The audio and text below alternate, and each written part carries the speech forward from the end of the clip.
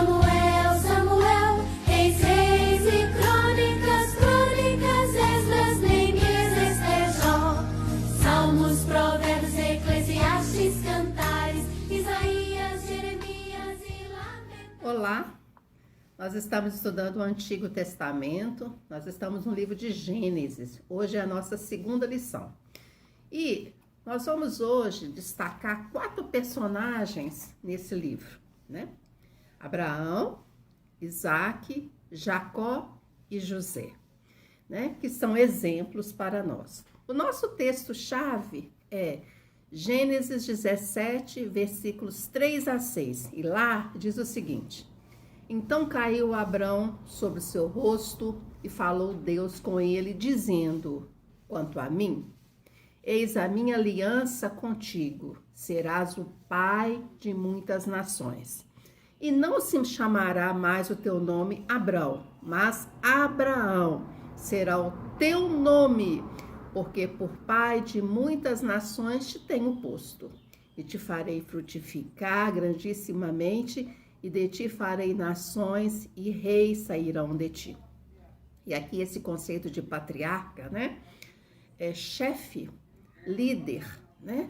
E aí a gente vê, através desses homens, que a gente vai estudar hoje, a origem, né? A formação do povo de Deus. E nesses personagens, que têm tantas características, né? Altos e baixos, como seres humanos, mas nós vamos destacar algumas características que podem ser exemplos para nós. Vamos lá então em Abraão, né? Abraão, a gente vai ver primeira característica nele, o exemplo de obediência. E lá em Gênesis 12, 4, diz o seguinte: Assim partiu Abraão, como o Senhor lhe tinha dito, e foi Ló com ele. E era Abraão da idade de 75 anos, quando saiu de Harã. Então aqui a gente vê esse servo, né? Esse servo de Deus, esse homem de Deus, saindo do lugar onde ele estava, onde ele tinha toda uma estrutura montada, e Deus manda ele ir para uma outra terra, onde seria ali a formação, onde ele deveria se fixar.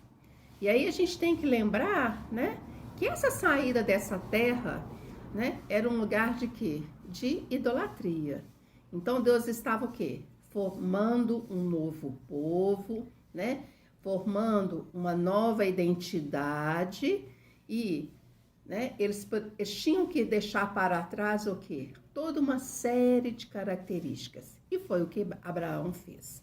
Segunda característica que a gente vai ver nesse homem é a generosidade. Lá em Gênesis 13, 9 diz o seguinte: Não está toda a terra diante de ti? Eia, pois aparta-te de mim. E se escolheres a esquerda, irei para a direita. E se a esquerda escolheres, eu irei para a esquerda. Então aqui Abraão e seu sobrinho, né? Eles estão num lugar e aí ele fala para o seu sobrinho: escolhe a terra. Você tem o direito de escolha. E foi o que ele fez, né? Ló escolheu, né? Teve prioridade, fez uma escolha. Mas na escolha de Abraão, a gente vai ver que ele foi muito abençoado e ele enriqueceu. Terceira característica que a gente vai ver nesse homem é a benevolência. Lá em Gênesis 14, 20. E lá diz o seguinte: E bendito seja o Deus Altíssimo, que entregou os teus inimigos nas tuas mãos. E Abraão deu o dízimo de tudo. Aqui a gente vê, né, esse patriarca, ele dizimando, ele entregando as coisas, né, as coisas que ele tinha, ele dedicando a Deus. E uma outra característica desse homem, ele era um intercessor, né? Lá em Gênesis 18, nos versículos 23 a 28, Abraão vai interceder por Sodoma. A gente vai ver todo aquele diálogo que esse homem de Deus tem com o pai, né? E ali a gente vai ver o seguinte: ele intercede mesmo, ele fala: olha, essa cidade realmente é idólatra, essa cidade, ela realmente está em pecado, mas há pessoas lá, né? Pessoas lá que tem um coração íntegro. E por essas pessoas, né? Que é por essas pessoas que eu estou clamando, né? Ele está intercedendo, então, por uma cidade. E a gente vai ver que Abraão, ele é chamado amigo de Deus. E aí a gente vê a condição de quê? De intimidade, né? Lá em Tiago 2:23 diz o seguinte: e cumpriu-se a escritura que diz: e creu Abraão em Deus, e foi-lhe isso imputado como justiça, e foi chamado o amigo de Deus. Olha aqui, característica interessante: amigo de Deus. E vamos então lá para o segundo patriarca, né? Nós vamos ver Isaac, né? E aí, Isaac, a gente vai ver, dentre as suas características, que também tem altos e baixos, nós vamos ver inteligência e prudência. Lá em Gênesis 26, versículos 12 a 14, diz o seguinte: e semeou Isaac naquela terra e colheu naquele mesmo ano 100 medidas, porque o Senhor o abençoava. E engrandeceu-se o homem e enriqueceu-se até que se tornou muito poderoso. E tinha possessão em ovelhas e possessão de vacas e muita gente de serviço, de maneira que os filisteus o invejavam. Então, o Isaac ali naquela terra, né? A gente vai ver o seguinte, que ele o quê? Ele estabeleceu-se ali e ali o quê? Ele começou a trabalhar. Não só a trabalhar, como a produzir, né? E aí a gente vai ver que ele enriqueceu ali. E aqui fala que ele tinha bens, né? E tinha o quê? Muitas pessoas relacionadas a ele, muitos servos, né? E com isso, né? Os filisteus o invejavam muito, né? Pelo seu enriquecimento. O que os filisteus fizeram? Eles entulharam os poços, né? De água, né? Isaac, o que ele fez? Ele partiu dali e fez acampamento em Gerar e ali cavou novos poços. E aí a gente vai ver, né, em Isaac essa característica que ele podia ter partido para a briga, né? Mas não. Ele o quê? Ah, tá. Aqui vocês impediram que eu ficasse aqui, eu vou para um outro lugar. E chegando nesse outro lugar, ele começou todo o processo. Ele cavou novos poços e ali também Deus o abençoou e Deus o enriqueceu. E aí a gente vai ver o seguinte, quantas vezes a gente tem que cavar novos poços, né? Muitas vezes a gente está numa situação que a situação está contrária, a situação ali não está boa para a gente. E o que a gente tem que fazer? A gente tem que partir para um novo lugar, partir para um novo local e ali recomeçar um projeto de vida. Que foi o que Isaac fez. Agora, Jacó, vamos ver esse nosso patriarca. Jacó, o significado do nome dele é agarrador de calcanhar. Vamos ver aqui a relação dele com o irmão dele, que já começou lá desde a barriga da mãe, né? E aí a gente vai ver que Jacó também teve altos e baixos.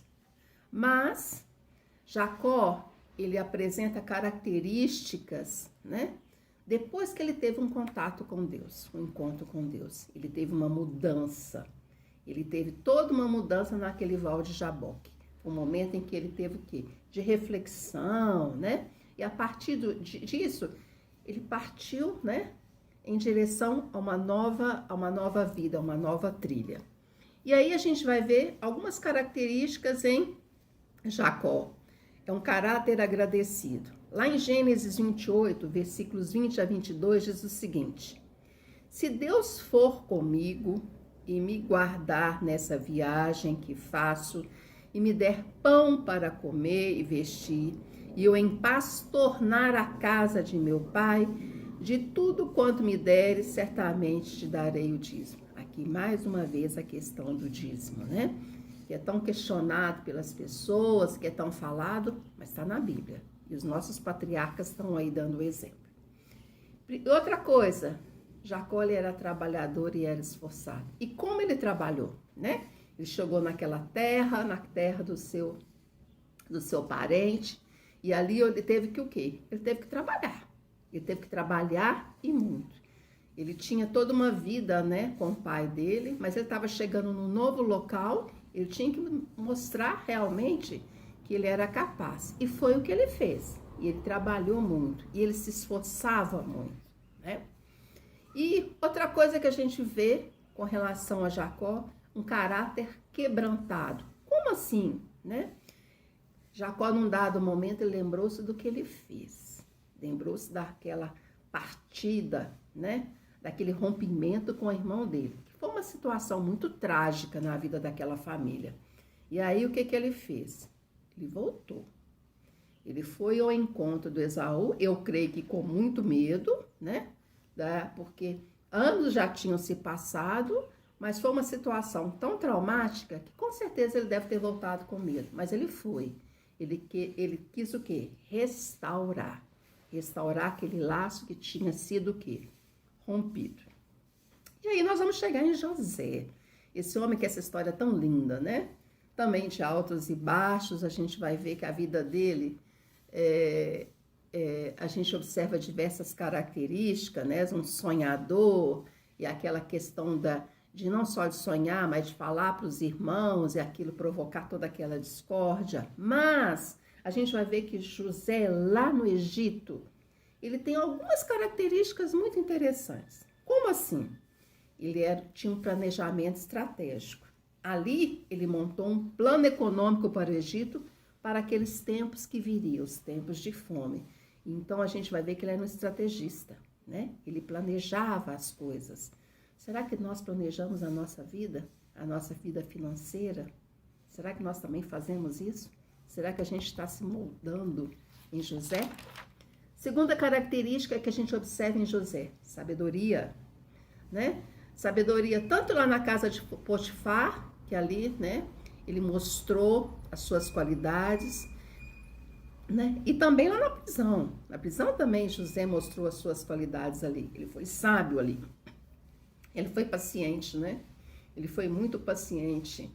No Egito, ele teve que passar por todo um processo, né? Foram anos e anos que José esteve ali e ele foi subindo degraus, né? E vários degraus ele conseguiu no Egito. No Egito, ele mostrou-se o quê? Um líder capaz.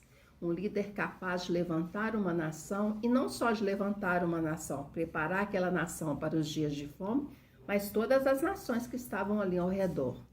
Ele era extremamente organizado, né? Ele era extremamente organizado. E uma coisa muito interessante que a gente observa em José, perdão, né? E lá em Gênesis 50, versículos 19 a 20, diz o seguinte: José, porém, lhes diz, falando com os irmãos, não tenham medo. Estarei eu no lugar de Deus? Vocês planejaram mal contra mim, mas Deus o tornou em bem, para que hoje fosse preservada a vida de muitos. Então, José, olhando para os seus irmãos, com certeza passou um filme na vida, na mente de José, o que foi feito, o que aqueles irmãos foram capazes de fazer. Mas José fala o seguinte: eu não sou Deus. E eu vim para o Egito com todo um objetivo, com todo um propósito, né? E eu estou aqui, né? Eu preparei essa nação. E não só preparei a nação, preparei a vinda de vocês para cá, né? Para essa terra, para o Egito. Que exemplo interessante, né, meus queridos? E aí a gente tem que observar em José essa característica importante, o perdão. Quantas vezes nós somos magoados por amigos, por irmãos, por parentes, colegas de trabalho, pessoas muito próximas. E quanto mais próximo for essa relação, mais doído é. Mas aqui José, ele deu esse exemplo, né?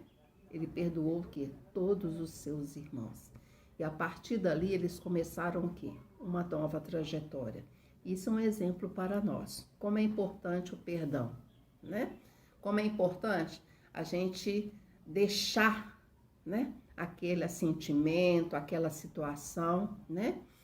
E estabelecer uma nova trajetória. que é melhor para nós e para as pessoas que estão envolvidas. E no nosso momento musical, nós vamos ver um hino que é muito conhecido nosso, né? É a fé contemplada. Esses nossos heróis, esses nossos patriarcas, esses grandes homens de Deus, eles são exemplos de fé. Vamos cantar?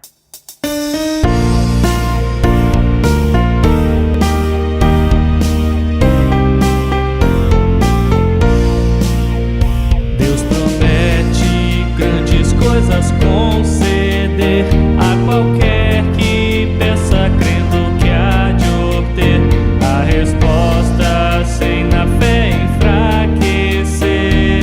Sua fé Jesus contemplará. Sua fé Jesus contemplará. Sim, o que ele promete dar. Ele vê o coração e responde a petição. Sua fé Jesus contemplará. Deus tem prometido a quem não duvida, dar-lhe tudo quanto a ele suplica. Ele o prometeu e não irá negar. Sua fé Jesus contemplará. Sua fé Jesus contemplará. Sim, o que ele promete dar. Ele vê o coração e responde a petição. Sua fé Jesus contemplará.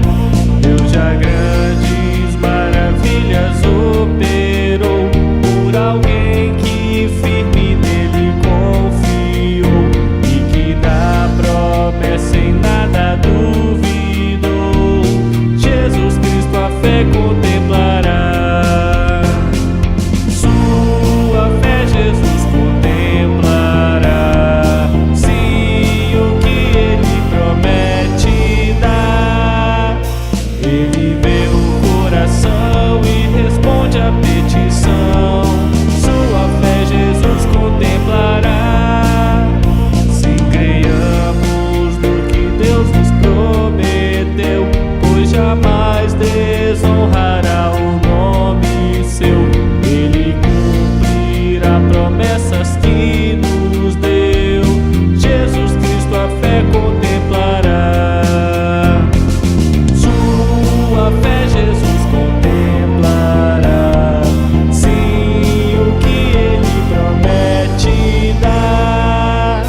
Ele vê o coração e responde a petição. Sua fé Jesus contemplará. E no nosso momento de oração e no nosso momento de intercessão, nós vamos agradecer a Deus.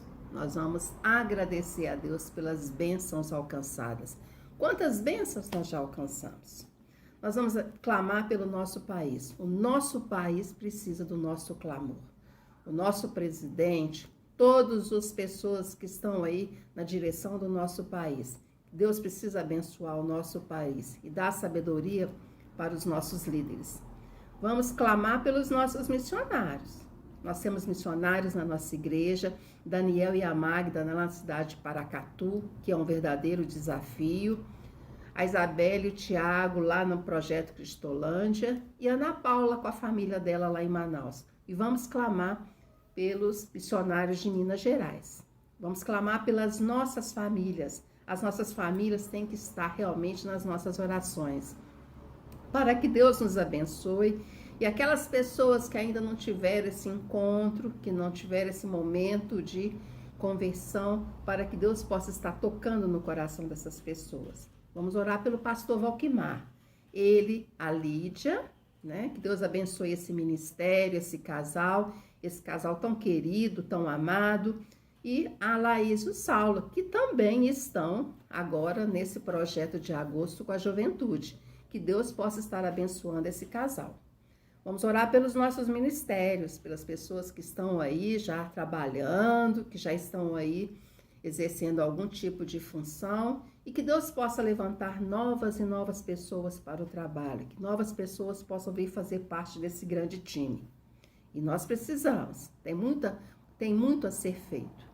E vamos orar por esse grupo lindo, os nossos idosos, os nossos enfermos, para que Deus possa estar cuidando desses nossos queridos e daquelas pessoas que estão ali, né? Cuidando dos idosos e dos enfermos, que Deus possa estar capacitando.